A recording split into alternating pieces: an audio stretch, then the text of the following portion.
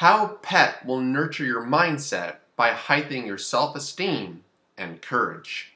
Hello and welcome to this special pet video series.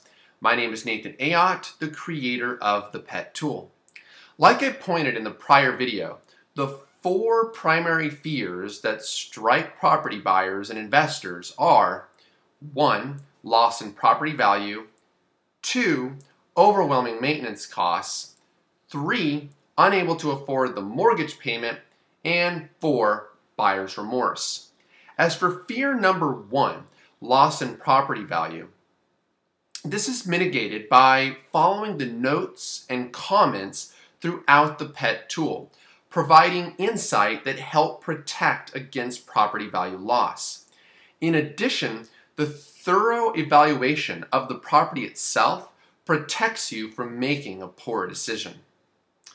Fear number 2, overwhelming maintenance costs, can be easily mitigated by accurately estimating the maintenance cost and observing how it affects the finances of your potential purchase using the Pet Tool as you've already seen.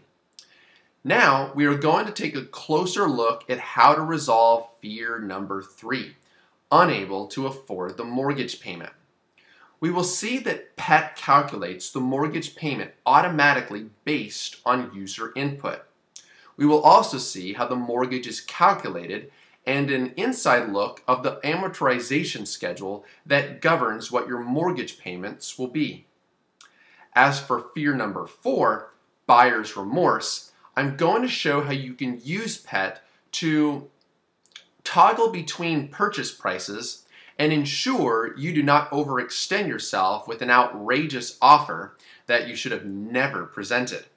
Instead, I'll teach you how to use the property evaluation tool to identify a specific purchase price based on specific financial targets you and your family desire. This provides a powerful advantage.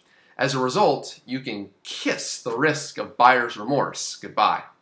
Okay, enough talk. Let's go to the full pet version. Okay, welcome back.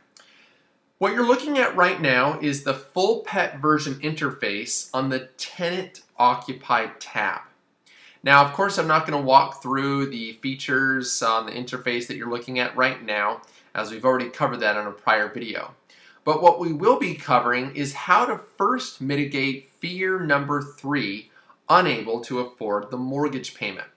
And we're going to look into how the mortgage payment is calculated by the Pet Tool, some of the elements that comprise the mortgage payment, looking also at the amortization schedule, and how actually the mortgage payment changes based on other elements of the loan and the purchase price, etc.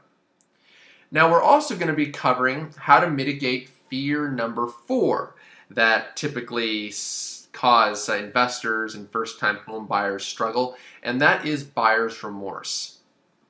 I'm going to show you how to toggle between purchase prices, which is actually very quick and easy, and how it changes the finances of the property in regards to the ROI, the net income, total closing, etc. And this actually gives you a very powerful advantage as a pet user that most people don't have.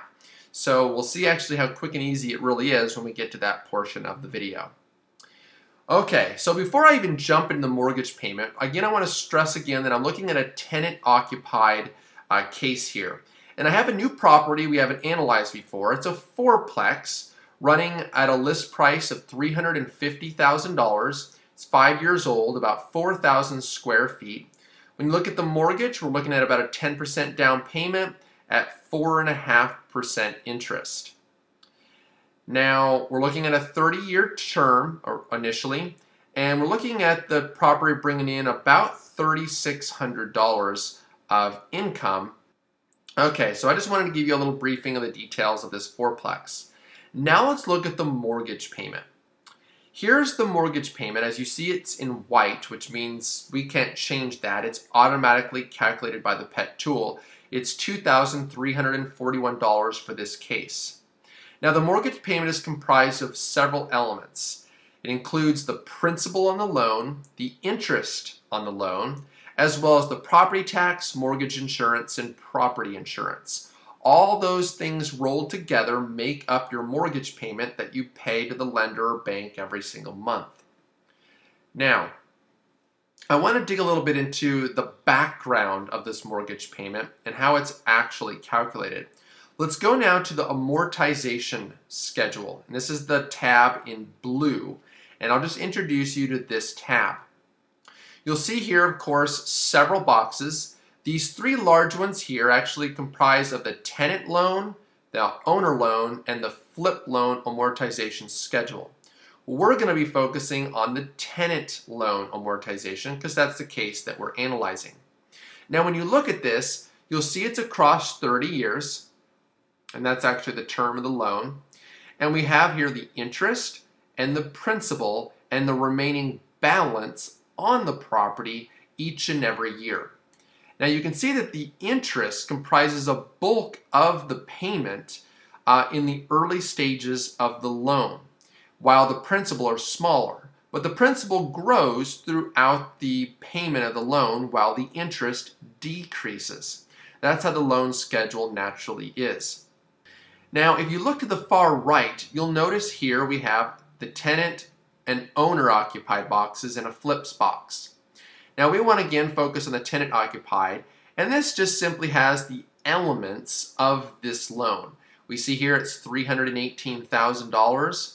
That's actually the loan or the financing that we needed to cover the remainder of the property minus the down payment. And then we have the interest rate and the term, and here's the actual payment. It's $1,612.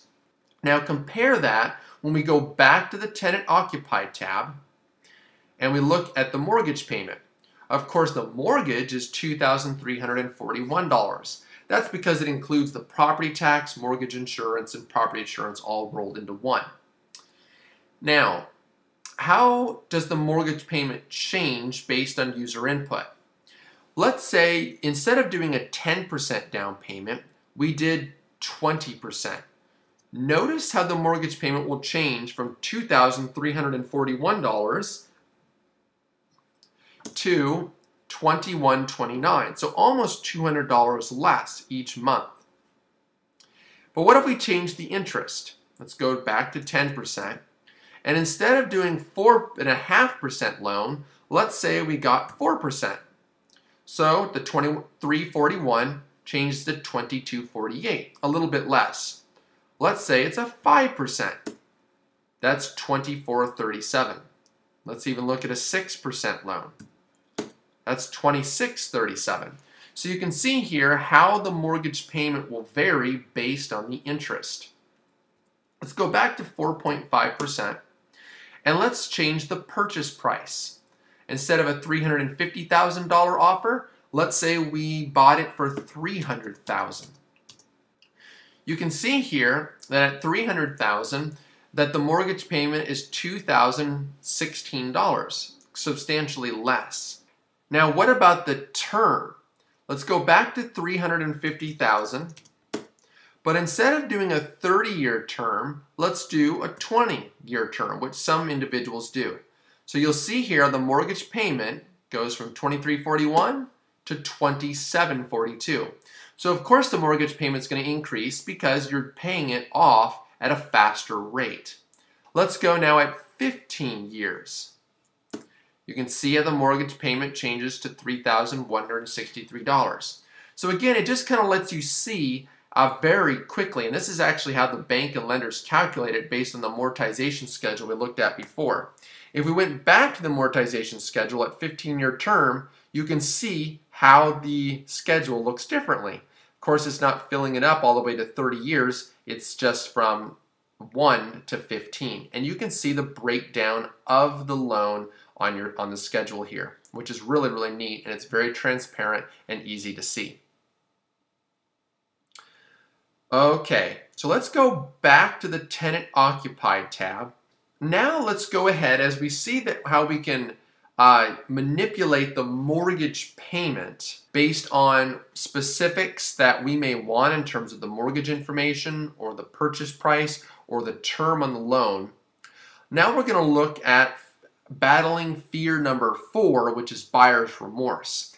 And as I mentioned before, we're going to see how toggling the purchase price using PET, we can target specific financial goals that we may be looking for this specific property.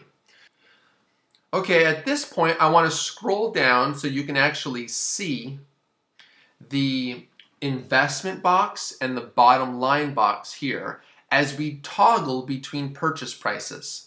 What we have at a 30-year term, I'm going to go ahead and change it instead of 350 to 325. And you can see before I enter that price what the ROI is, 28% approximately, and $693 of net income. With 325, we see here it went to 31.97% ROI and a net income of $796. We also notice the closing is $45,169. Now if we went even lower, let's say we offered $300,000 and we acquired the property, the ROI goes to 36, net income is $900, and total closing is a little bit less than $42,000.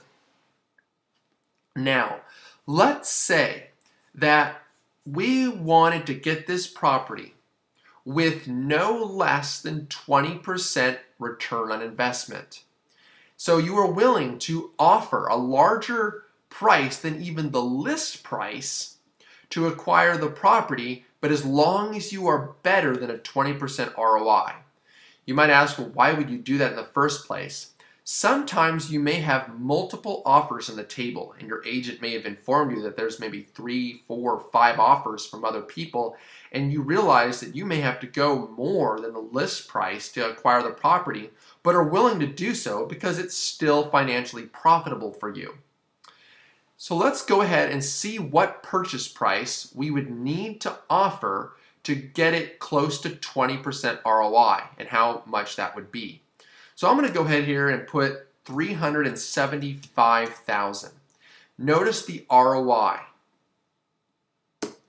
It went to 24.6%. So that means we can offer even more on this property to still be above the 20% ROI cutoff that we have set for ourselves. I'm going to go ahead and put $400,000. Now we see the ROI is 21.57. Also notice the net income is still $486 net with this purchase price. Now I'm going to go $425. Notice now the ROI has dropped below 20% at 18.88%.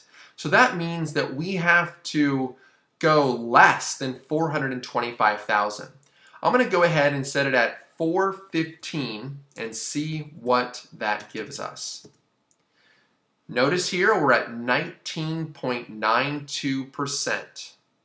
Okay, so that means we can offer just a little bit less. I'll put 414, so that's 414,000, and that will give us an ROI of 20.02%, almost exactly 20%.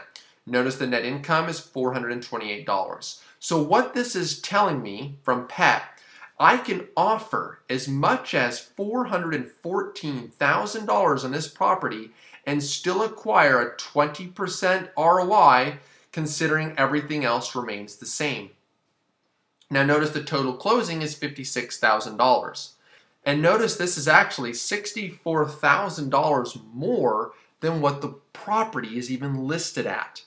But it still yields profitable, and if you assume that maybe this property will appreciate greatly in the next 3, 4, 5 years, it may be totally worth offering a $414,000 purchase offer to the seller to ensure you have a competitive offer against those other 5 offers that might be on the table and you get the property.